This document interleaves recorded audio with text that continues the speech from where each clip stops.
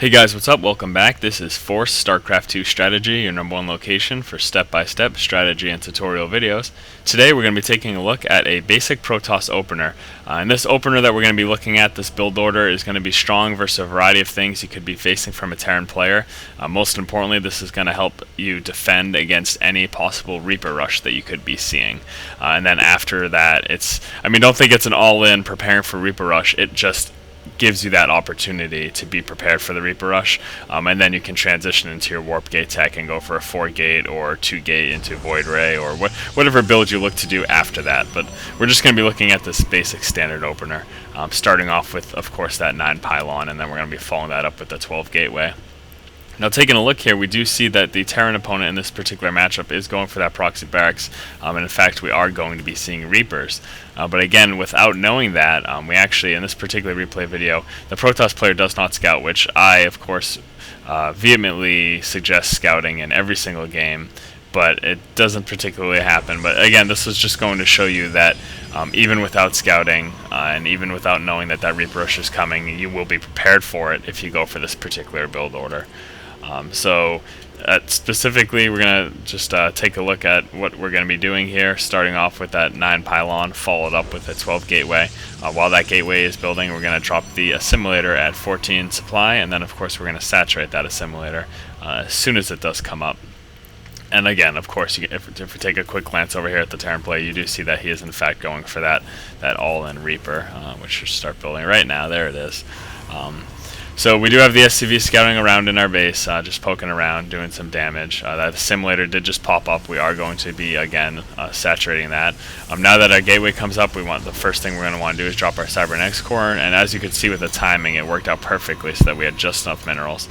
So that Cybernetics Core did go down at 18 supply. And so shortly here, you're going to be seeing, in fact, that Reaper is going to be coming out trying to do some harassment, and we're going to see particularly how you should defend against it and what you need to be doing. Second Assimilator going up right now, again, providing us the option of transitioning into whatever we want. Shall we need gas? We do go ahead and cancel that since we do see that this Reaper Rush is coming. We're going to not need that Assimilator quite at the moment. Now basically what you're going to want to do here is you want to make sure you take some probes off the line, not everything, but take some probes off the line to go ahead and kill the SCV building the bunker. If he does get up that bunker, you're going to be in a lot of trouble. So you do want to stop any SCVs from building the bunker. There you go, some excellent micro with those probes, stopping that SCV from coming over to produce this. If you don't think you're going to be able to kill the SCV building the bunker in time, then what you want to do is go ahead and just start attacking the bunker with your probes. But as you can see, our Stalker did come out. The second our Cybernetics Core started finishing, we started building a Stalker and we chrono boosted it in. Because it is at that point, you will know by the time that you can build a Stalker if he's going for that Reaper Rush, because there'll be a Reaper in your base at that point. If not, I would suggest maybe even getting a Sentry. What that's going to do is stop any early game possible Marauder push or Marine push, because you can block off that ramp with your Sentry. And if you build that first thing without seeing that Reaper Rush, you're going to be able to defend against it. So yeah, basically, like I said, this is going to protect you against a wide variety of things that a Terran player could throw at you, this particular build here.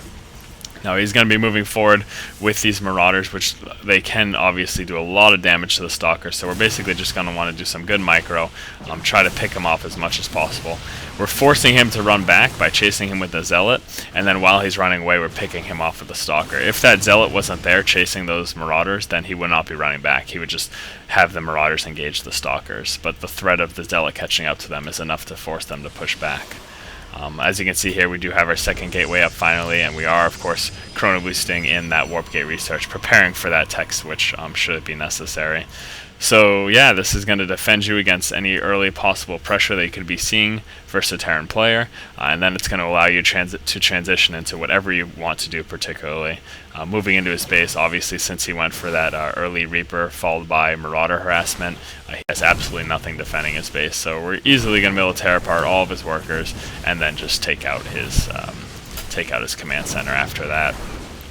So going to go ahead and take another look at this build order here, this basic well-rounded build order. We're going to be starting off with that 9 Pylon, following it up with the 12 Gateway. Then while the Gateway is building at around 14 supply, we're going to be getting our Assimilator. go ahead and saturate that assimilator as soon as it comes up. You want to make sure you have enough gas to transition into whatever you need be.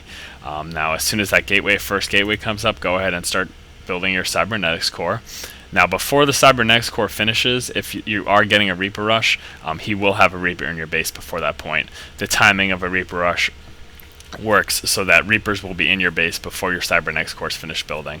And that's precisely why this is a good responsive build order. It's a good responsive strategy, because if you see that early Reaper, if you see that he's hitting you with Reapers, then go ahead and get your Stalker. Otherwise, I would start off with the Sentry to defend against any possible Marauder or Marine push. You can force field up, and then that's going to provide you the time to get more Stalkers or more Zealots or whatever you need.